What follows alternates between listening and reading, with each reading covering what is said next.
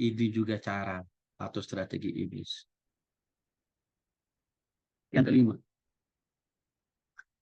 menciptakan rasa malu di dalam diri manusia dan sekaligus juga mempermalukan diri kita sendiri. Pekerjaan atau strategi dari iblis itu. Kejadian pasal 37. Maka terbukalah mata mereka, Adam dan Hawa, dan mereka tahu bahwa mereka telanjang, lalu mereka menyemat daun pohon ara dan membuat cawat. Waktu Adam dan Hawa jatuh dalam dosa, Bapak Ibu yang dikasih oleh Tuhan Yesus Kristus, mereka melihat segala sesuatu yang ada dalam diri mereka menjadi sangat malu. Mereka melihat apa yang sudah Tuhan taruh dalam diri mereka menjadi najis dan kotor. Termasuk ketelanjangan mereka pun. Sewaktu setelah mereka jatuh dalam dosa, melihat ketelanjangan mereka saat itu menjadi sesuatu hal yang najis kotor. Kenapa? Karena pikiran, hati dan pikiran Adam dan Hawa sudah dirusak oleh iblis. Contoh konkret di zaman sekarang ini, Bapak Ibu.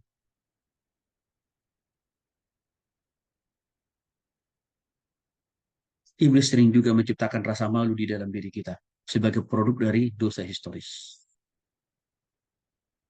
Misalnya, malu berdua di tempat umum. Nggak enak, karena ini di sebelah kiri, kanan, muka belakang, semuanya bukan orang Kristen. Malu bawa Alkitab ke gereja. Nggak enak, karena tetangga kiri kanan bukan orang Kristen. Malu memperkatakan Tuhan. Malu atau takut memberitakan Injil. Hati-hati.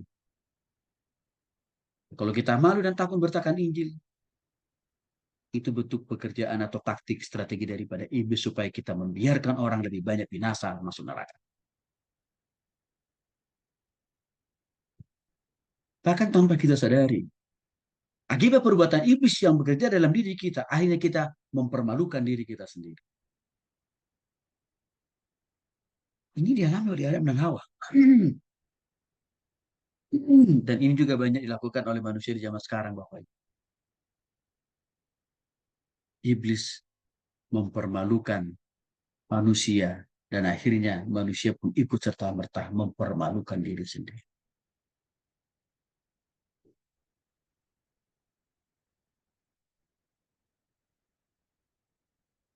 Tindakan koruptif yang dilakukan oleh banyak orang hari-hari ini, akhirnya setelah mereka ketangkap dan dipenjara,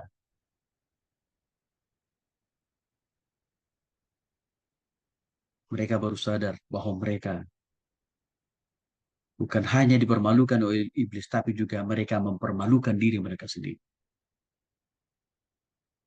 Dan bahkan bukan hanya mereka yang dipermalukan, bukan hanya pelaku korupsi itu yang dipermalukan, tapi istrinya juga ikutan, anaknya juga sama. Hanya banyak yang stres kan Bapak Ibu.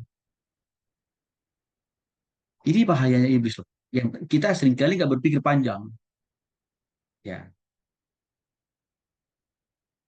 yang keenam, strategi dan taktik iblis memutus hubungan dan persahabatan antara kita dengan Allah dan masuk juga dengan sesama kita.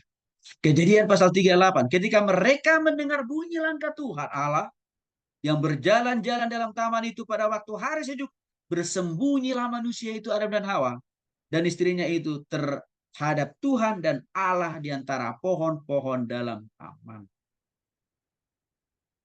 Kenapa bersembunyi Adam dan Hawa dari hadapan Tuhan? Karena mereka merasa sudah tidak layak lagi di hadapan Tuhan. Karena mereka merasa sudah melanggar perintah Tuhan dan juga mereka sudah melawan Tuhan sendiri. Ini mencerminkan putus total hubungan kedekatan, artinya itu berarti kedekatan itulah berarti persahabatan kan kedekatan mereka dengan Tuhan sudah lumpuh total. Sehingga mereka melihat Allah saja sudah nggak berani. Ini juga banyak dialami oleh manusia di zaman sekarang, Bapak. Waktu orang masih terus hidup dalam dosa tidak mau bertobat pada Kristus, apa yang terjadi? Seberapa keranjang pun doa permohonannya, pergumulannya disampaikan kepada Tuhan, tidak ada yang sampai kepada Tuhan, apalagi dijawab tidak ada. Karena sudah putus hubungan komunikasi kita dengan Tuhan. Karena kita sudah jatuh dalam dosa dan juga masih hidup dalam dosa. Jadi kalau ada orang yang komplain, oh kenapa Pak Pendeta, saya sudah berdoa puluhan tahun untuk A, B, C, dan Z. Setiap detik, menit, jam, hari, minggu, bulan, tahun. Tapi kok kenapa Tuhan tidak jawab? Karena iblis menghalang-halangi doa kita itu. Permohonan kita itu dengan cara apa? Iblis katakan, dosa bertobat. Nanti saya yang jawab doamu.